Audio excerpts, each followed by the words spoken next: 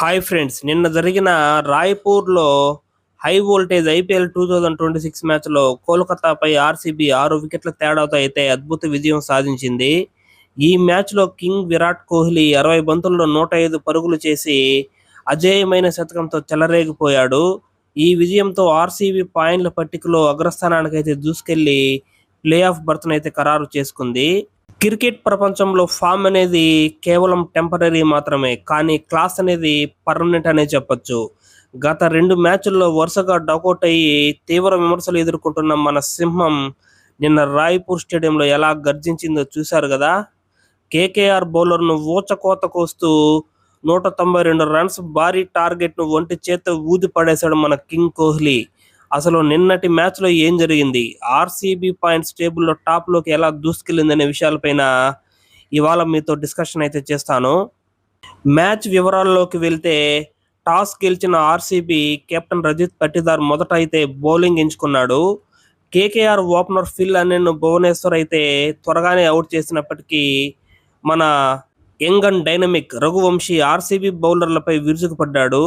కేవలం 46 బంతుల్లోనే 71 రన్స్ చేసి కేకేఆర్కి అయితే గట్టి పునాది వేశాడనే చెప్పొచ్చు. ఆఖర్లో రింకు సింగ్ 29 బంతుల్లో 49 రన్స్తో నాట్అవుట్గా నిలిచి టోటల్ 20 ఓవర్స్లో కేకేఆర్ 192 పరుగులు భారీ స్కోర్ని అయితే సాధించింది. ఇది రాయ్పూర్ పిచ్ పై అయితే చాలా కష్టమైన టార్గెట్ అనే చెప్పొచ్చు. ఎందుకంటే ఆ ప్రీవియస్ మ్యాచ్ ముంబైతో ఆడి లాస్ట్ బాల్ వరకు చాలా ఉత్కంఠంగా జరిగిన ఆ మ్యాచ్లో ఆర్సీబీ అయితే గెలిచింది. 193 రన్స్ టార్గెట్, ఒత్తిడి అయితే కొండంతుంది. అంతకంటే పెద్ద ఒత్తిడి మన విరాట్ కోహ్లీ పైన ఉంది. ఎందుకంటే బ్యాక్ టు బ్యాక్ 2 డకౌట్స్ అయ్యాడు. కానీ కింగ్ మైదానంలోకి అడుగు పెడుతుంటేనే రాయ్పూర్ స్టేడియం మొత్తం కోహ్లీ కోహ్లీ అనే నామంతో మారుమోగిపోయిందనే చెప్పొచ్చు. మొదటి బంతికి రన్ తీసి అకౌంట్ ఓపెన్ చేసిన విరాట్ ఆ తర్వాత వైభవ్ అరోరా ఓవర్లో వరుసగా 2 ఫోర్లు బాది తన ఏంటో చూపించాడు.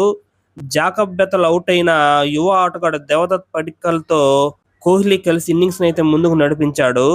ఇక్కడే మనకు అసలైన ట్విస్ట్ అయితే ఎదురైంది.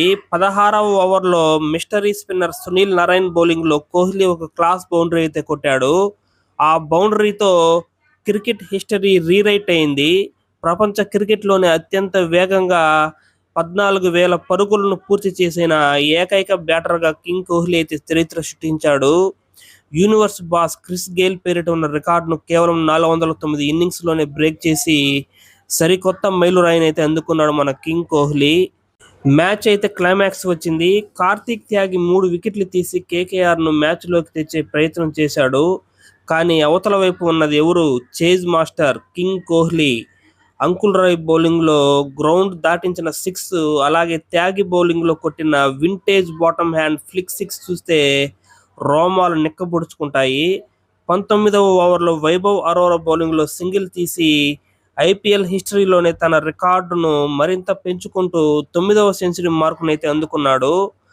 60 బంతుల్లో 11 ఫోర్లు 3 సిక్సర్లతో 105 రన్స్ అయితే చేసి నాట్అవుట్గా అయితే నిలిచాడు మన కింగ్ కోహ్లీ. ఫైనల్గా జితేష్ శర్మ 4 కొట్టి 19.1 ఓవర్లోనే అయితే మ్యాచ్ అయితే ఫినిష్ చేశాడు.